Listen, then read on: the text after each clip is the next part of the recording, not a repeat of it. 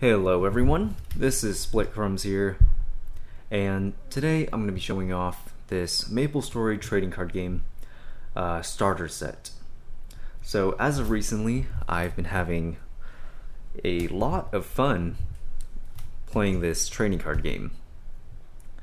Maybe for nostalgic reasons since I used to play the MMO, but also because, the game is very unique.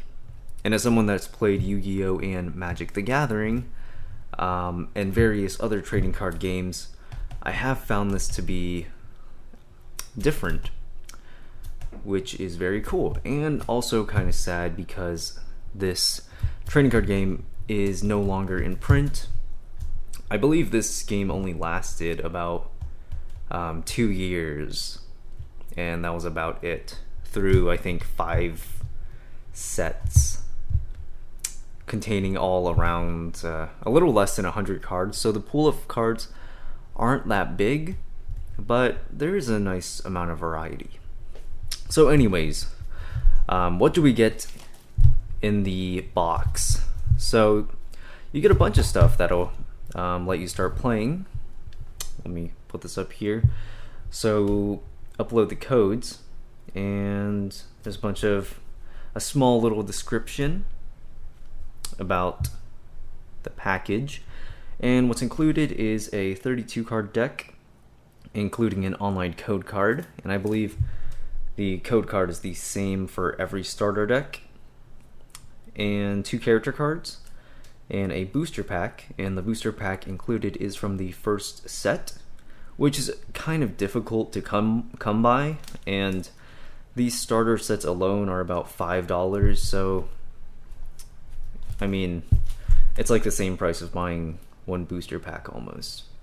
There's a rule book, which is very nice, and a CD-ROM with a TCG card checklist, and the Maplestory game client, which is useless because the game is so much more updated now, and this is a very old version.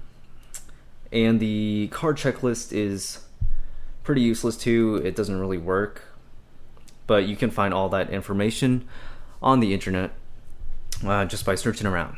Okay, so let's go ahead and open up the package.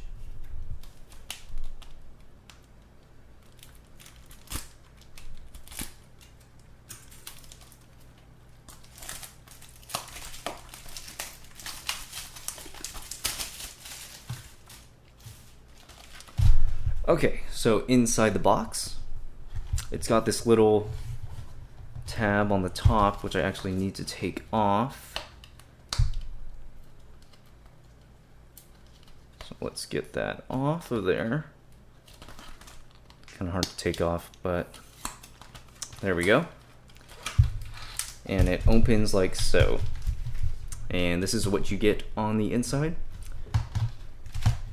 Over here, you've got your CD with the outdated game client, as well as the checklist, which doesn't really work anymore. But anyways, a nice little thing to have, I guess. And over here, we got our goodies. So we have this, and these are actually 2 parts of the deck, and I don't actually think this is the same starter deck that I picked out before. I have noticed that in some openings of this starter deck, there's like a mix of classes. Some of these include a warrior and mage, a warrior and thief. I guess it's all just kind of random. And we have a booster pack. Okay. And the last thing we have got is this rule book, which is very handy. I'll do a very brief explanation of how to play, but I'm hoping to make another video in the future going a little more in depth. And you've got your checklist on the back, this HB counter for the game, which is very useful because of the way health works in the game. There's a lot of it's kind of messy and it's annoying to track with pen and paper. And you've just got all your rules going around there. Just tells you how to play, what to do with the codes. And you can still use the codes that come with the game. There's a code on here. You can use it in the Maplestory game and get whatever item. The items don't really have much value now as before, but I guess if you're a collector, it's a nice thing to have. And I believe that this code gives you the red relaxer. So, I mean, if you can see that, I'll go ahead and open this up.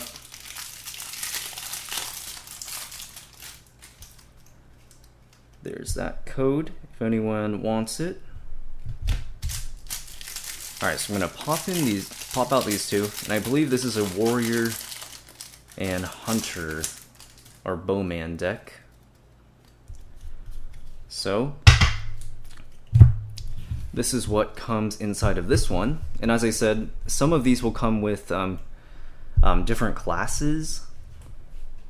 So it's all kind of random. Alright, so here's what we've got in here. We've got a Yeti and PP, Officer Skeleton, a Junior Yeti, Block Golem, Sentinels, Wild Boars, Fire Boars, and here we have our two characters. We have Sherman and Nixie, which is nice because I don't actually have Nixie yet. And we have our Bowman cards.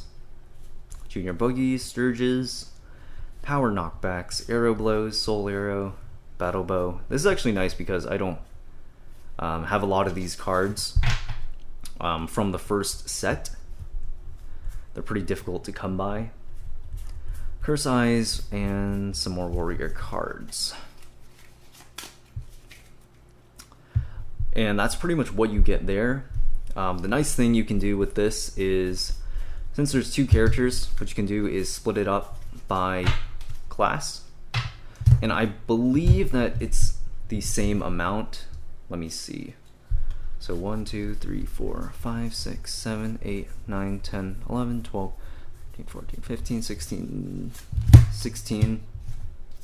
And we got 1, 2, 3, 4, 5, 6, 7, 8, 9, 10, 11, 12, 13, 14, 15, and 16. So you can split that up into decks of 16 and, you know, play with a friend just to test out the game. And you can even throw in cards from the booster pack and just kind of like split it evenly. Maybe you can take out the code card and not play with it. So let's go ahead and open the booster pack that comes with this. Maybe we'll get something good.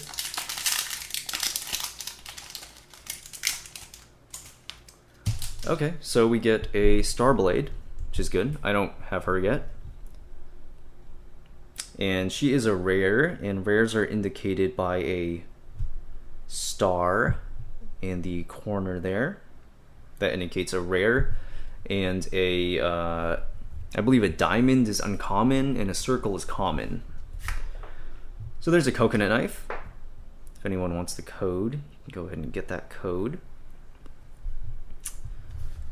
We have Junior Boogie, Red Snail, Resting, Propelli, another Sherman, Red Apprentice Hat, and another Soul Arrow. All alright. Starblade is nice, because I don't have her yet, and she's actually pretty good. So you can mix these out. Since this is a character and there's another character, I guess you take those out. Maybe you can separate these and throw them into the decks, just to spice it up a bit. Alright, so now I'm going to go ahead and show you just basically how to play. You've already seen all the components that come in here. So let's hop on over and I'll show you how this plays out. Okay, so now I've set up one character's side of the board, and the other person is going to set up in a similar fashion. Normally I would put the character a little on the side, but you can put it anywhere, put it in the middle or here, it really doesn't matter.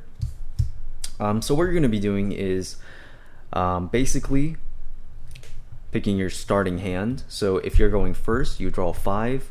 If you're going second, you'd pick up 6 cards. So, oops.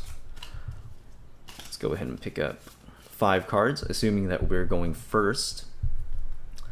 And the unique thing with this game is that there is no draw phase in the game.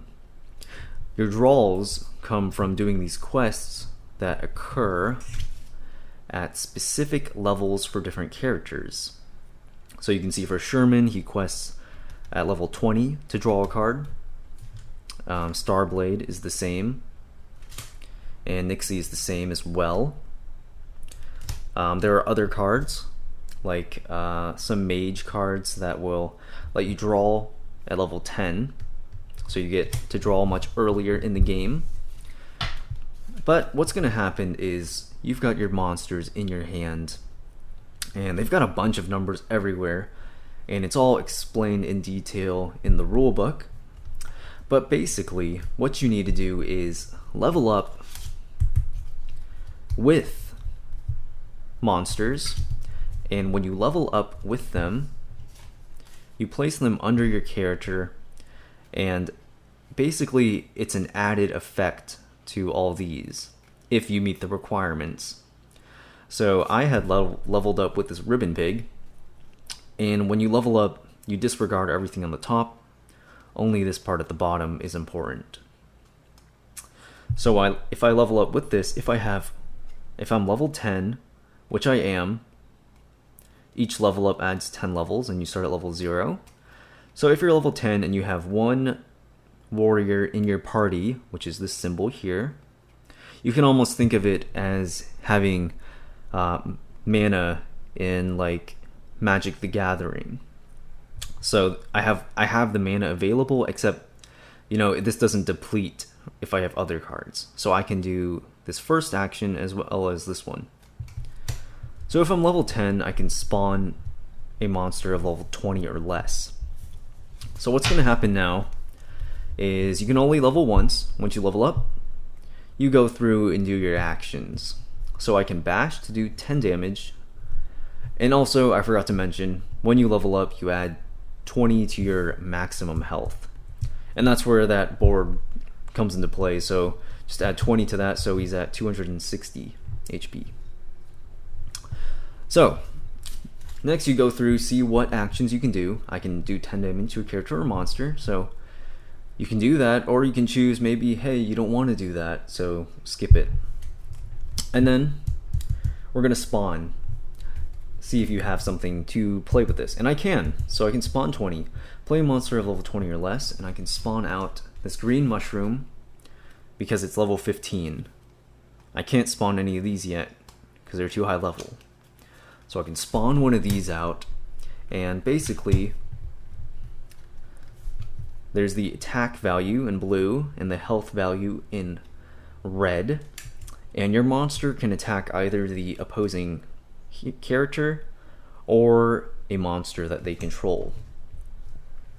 And on the next person's turn, the monster's health will reset.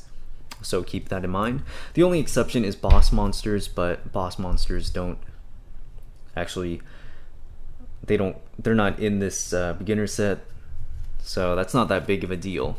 And you're gonna keep doing that until someone loses all their HP. So that's basically a very basic overview of how to play. I'll try to make a new video in more detail, but for now, that is the Maplestory trading card game starter set. Yeah, it's a lot of fun. Definitely give it a try if you enjoy the MMO, or if you just want a very different feeling card game. Alright everyone, thank you for watching.